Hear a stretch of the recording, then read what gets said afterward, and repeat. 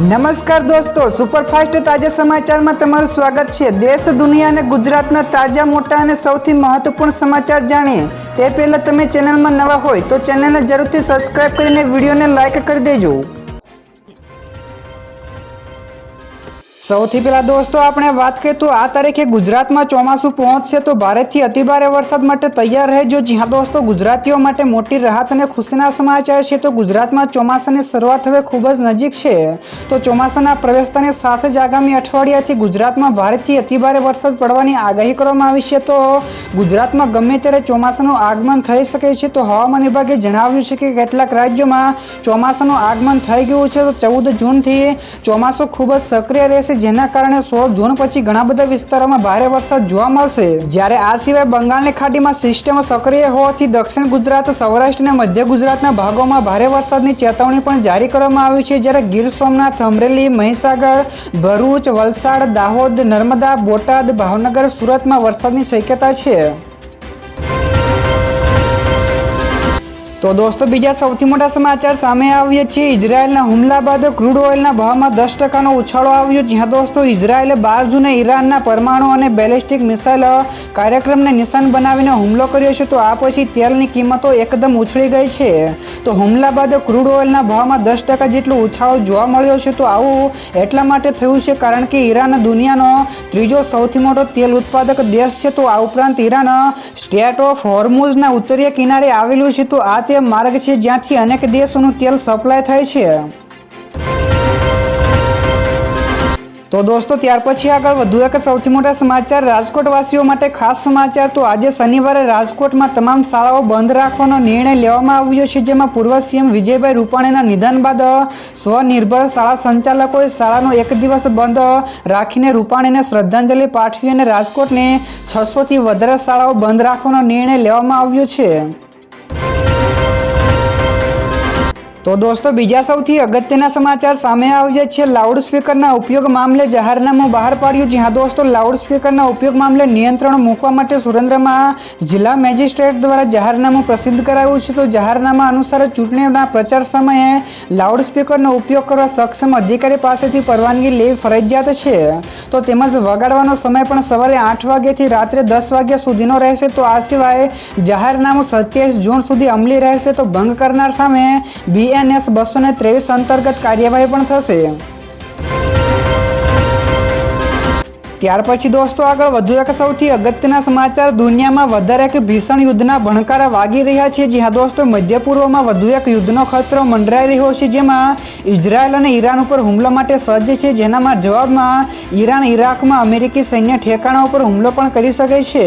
તો અમેરિકાએ પણ તેના નાગરિકો અને કર્મચારીઓને મધ્ય તેમજ પૂર્વીય દેશો છોડી દેવાના આદેશો આપ્યા છે। તો ટ્રમ્પે વિશેષમાં કહ્યું કે જો ઈરાન સાથે ન્યુક્લિયર પ્રોગ્રામ અંગેની વાટાઘાટો નિષ્ફળ જશે તો ઇઝરાયલ અને અમેરિકા ઈરાનના ન્યુક્લિયર સેન્ટર્સ ઉપર હુમલો કરી શકે છે।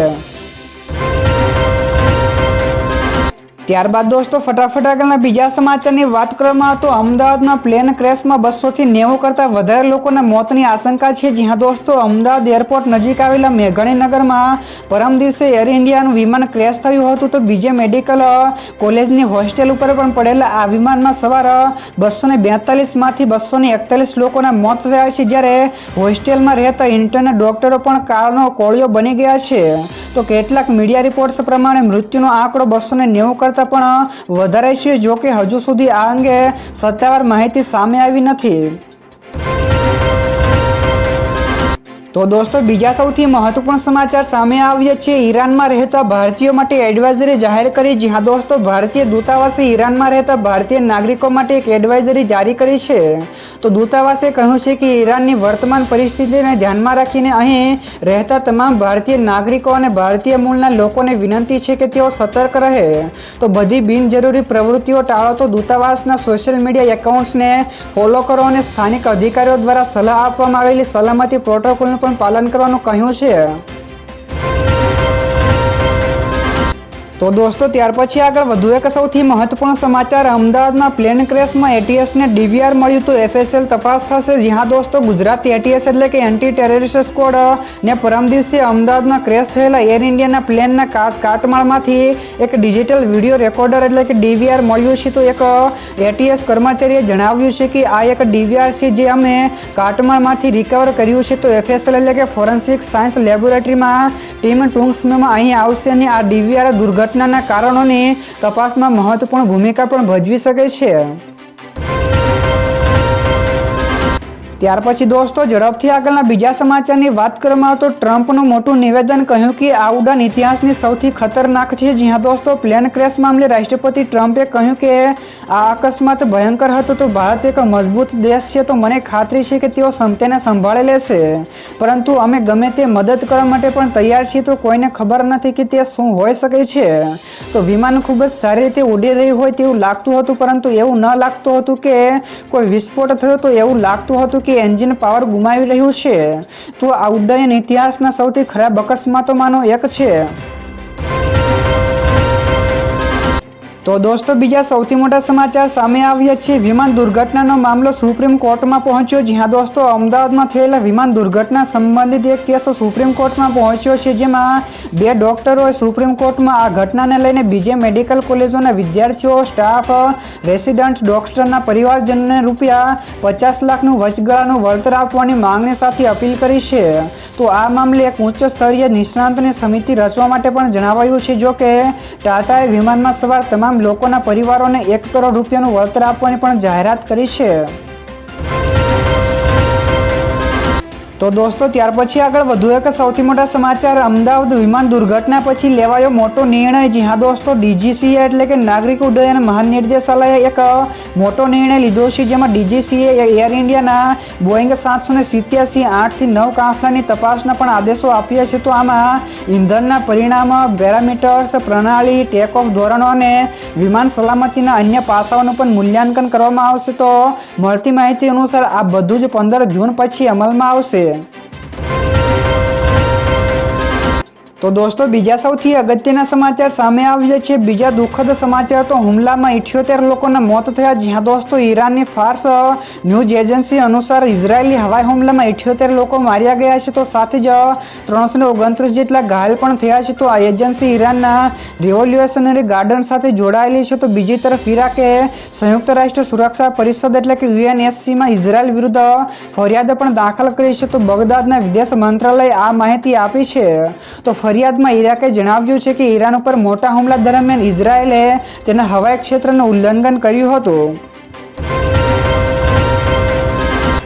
ત્યાર પછી દોસ્તો આગળ વધુ એક સૌથી અગત્યના સમાચાર, કિંમતી ધાતુઓમાં ધૂમ તેજી. તો MCX ગોલ્ડ ₹1 લાખને પાર પહોંચ્યું. જ્યાં દોસ્તો મધ્ય અને પૂર્વ દેશોમાં વધેલા તણાવના કારણે MCX ઉપર સોનું ₹1,04,03 10 ગ્રામની ઐતિહાસિક ટોચે પહોંચ્યું છે. જ્યારે ઇઝરાયેલના હુમલાથી પરિસ્થિતિ ખૂબ જ વણસતા ક્રૂડ સાથે સોના અને ચાંદીના ભાવમાં પણ વધારો થયો છે. તો અમદાવાદમાં સોનું ₹1,02,000 પ્રતિ 10 ગ્રામે અને ચાંદી ₹1,05,000 પ્રતિ કિલોએ બોલાઈ રહી છે. તો વૈશ્વિક સ્તરે પણ સોનું એક મહિનાની ઊંચી સપાટીએ પહોંચ્યું છે. તો નિષ્ણાંતો ₹1,17,000 સુધી પહોંચવાની પણ શક્યતા જુએ છે.